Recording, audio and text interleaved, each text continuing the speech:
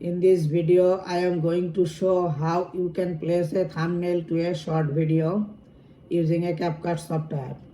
I am showing this using laptop. This is CapCut software and this is short video and this is thumbnail that will be placed on the short video. So first open the CapCut software, then click on new project, then click on import.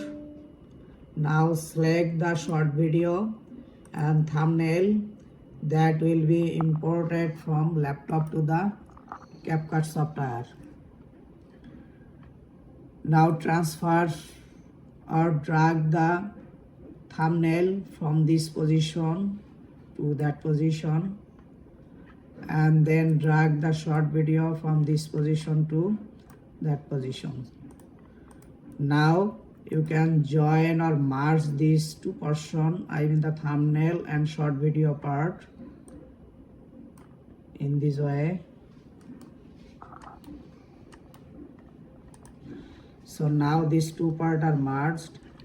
If you want, then you can delete a portion from the thumbnail part this way.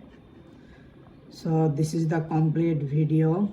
That means the short video that is attached with the thumbnail. So this is the thumbnail that has already been placed on the short video.